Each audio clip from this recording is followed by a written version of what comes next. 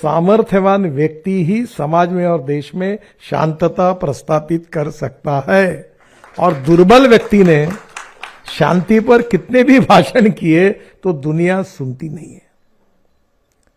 और इसलिए सब बातों का एक ही इलाज है। आज इस्राएल इतना छोटा सा देश है, कितना छोटा है, फिर भी खड़ा है। क्यों?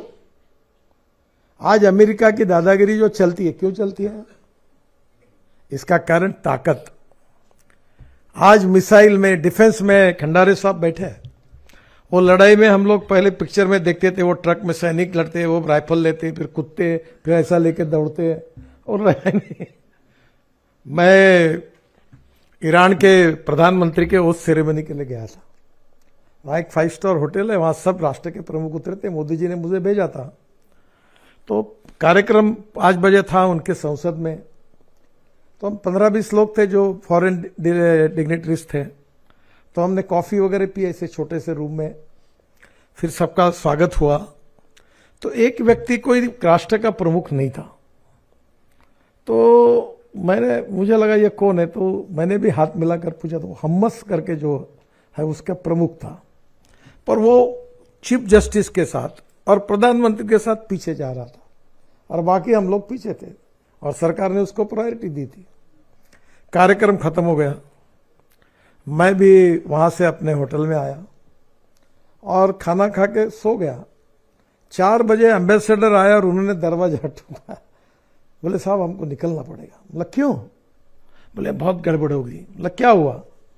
तो बोले कल यहाँ जो हम्मस का नेता था, बहुत पावरफुल आदमी, उसके रूम में वो मारा गया।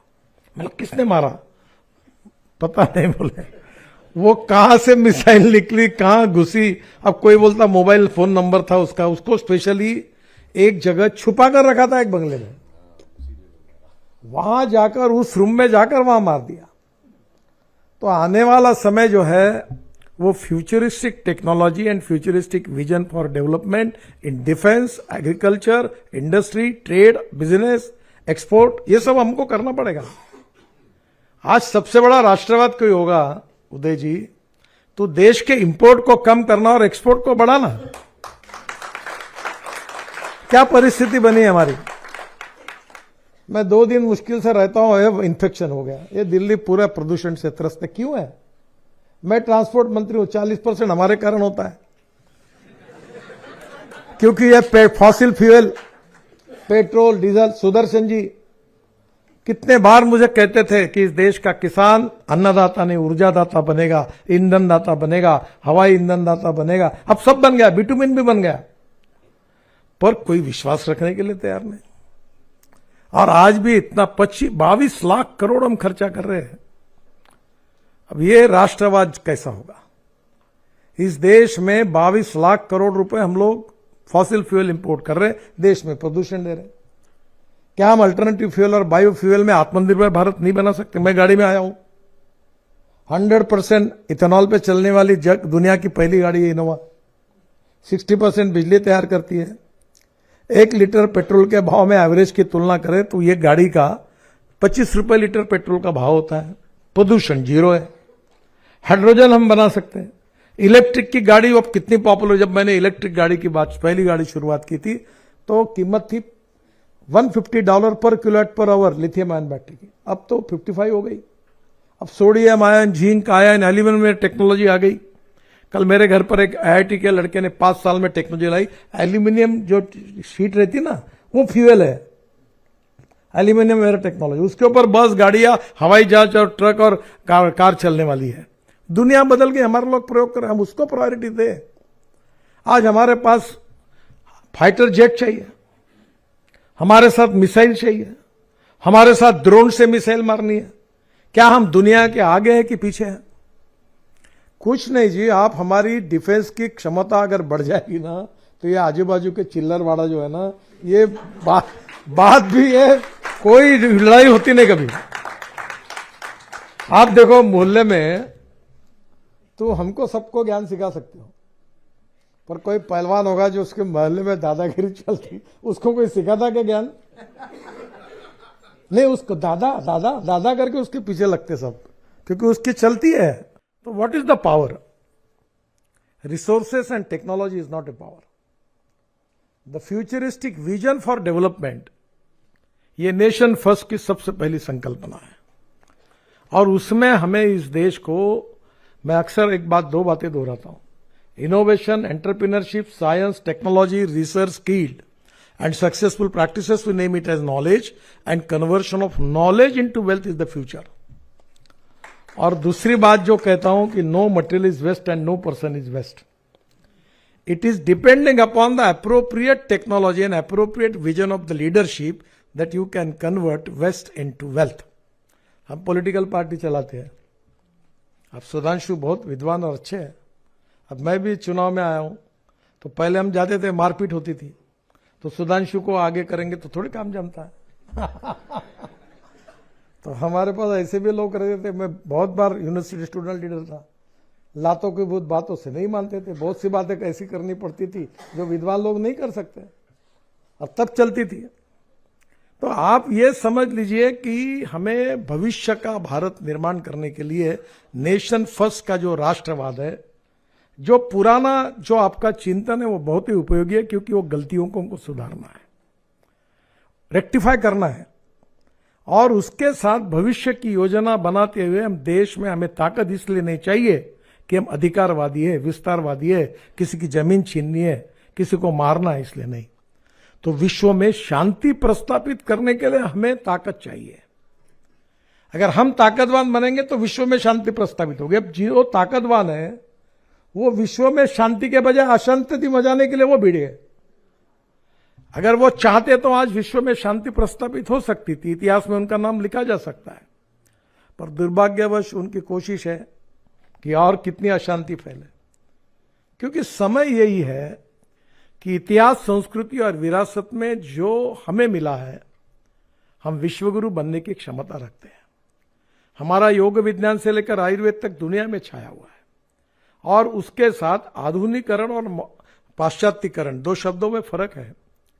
We are not in favour of westernisation, but we are all in favour of modernisation. आधुनिकीकरण के आधार पर भारतीय जीवन मूल्यों पर आधारित शिक्षा पद्धति, जीवन पद्धति, उसके साथ हमारी इतिहास, संस्कृति और विरासत, जो विश्व को दिशा देने की ताकत हमारी है.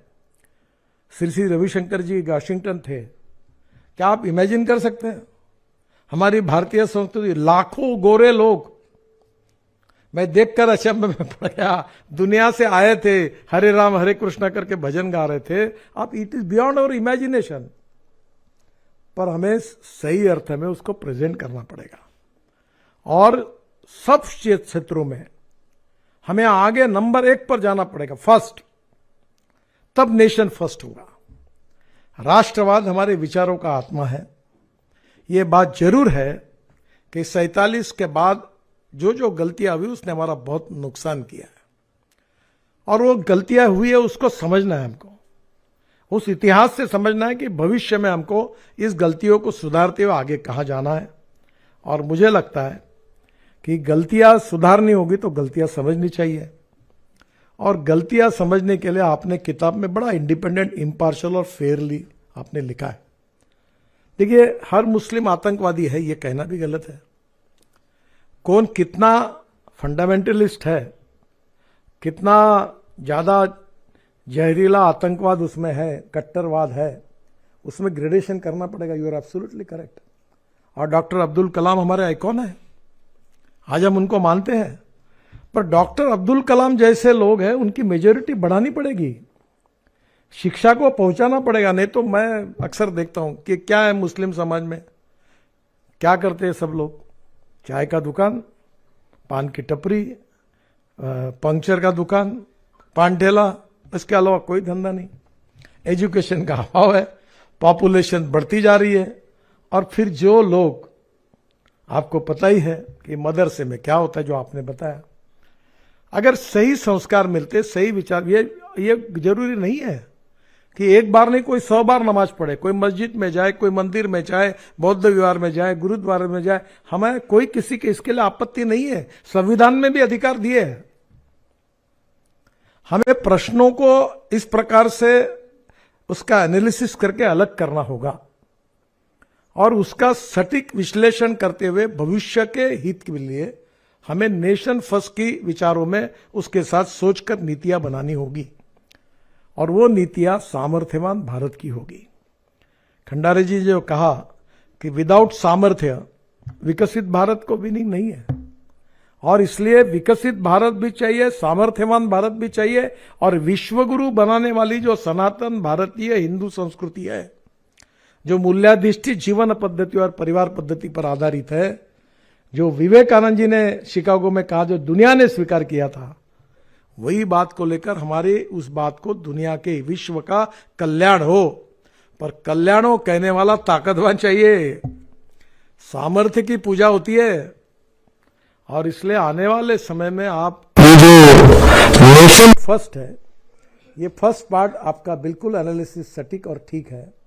अब इसका सेकंड पार्ट में ये जो नेशन फर्स्ट है, ये विश्वगुरु कैसे बन सकता है, उसके लिए industry, agriculture, infrastructure, power, shipping, port, हर क्षेत्र में हम नंबर 1 पर जाने के लिए हमने किस प्रकार से कार्य करना चाहिए, और ये विशेष रूप से डिफेंस इसमें बहुत इंपॉर्टेंट है। तो मुझे लगता है ये विजन अगर हमारी होगी तो आने वाले समय में हम विश्वगुरु भी बनेंगे।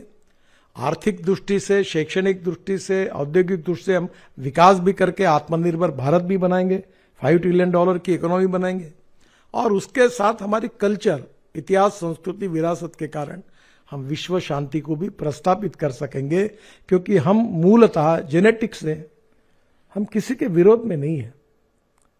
कभी हमारे यहाँ छत्रपति शिवाजी महाराज का इतिहास जो है, हम तो उनको, शिवाजी महाराज हमारे हृदय में, माँ पिता के ज्यादा शिवाजी महाराज पर प्रेम है। जो कुछ हम बोलते हैं, सीखते, सब शिवाजी महाराज। हमारे मराठी में उनका वर्णन किया था, यशवंत, कीर्तिवंत, वरदवंत, सामर्थ्यवंत, जाणता राजा, निश्चयाचा महामेरू, बहुत जनासी आधारू, अखंड स्थितीचा दिदारू, श्रीमंत योगी। यानी ऐसा आदर्श राजा नहीं हुआ, पर जब कल्याण की सूबेदार की जो सून थी, बहू थी, उसको जब मराठा सैनिकों ने पकड़ के लाया, बहुत सुंदर थी, तो उनको लगा कि यह नजराना महाराज को दे दे, क्योंकि मुस्लिम राजा यही करते थे।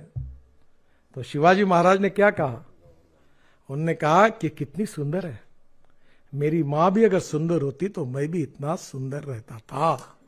और ये कहकर उसको साड़ी दी, उसका सत्कार किया और उसको वापस भेजा। दिस इज कल्चर, ये हमारी संस्कृति है।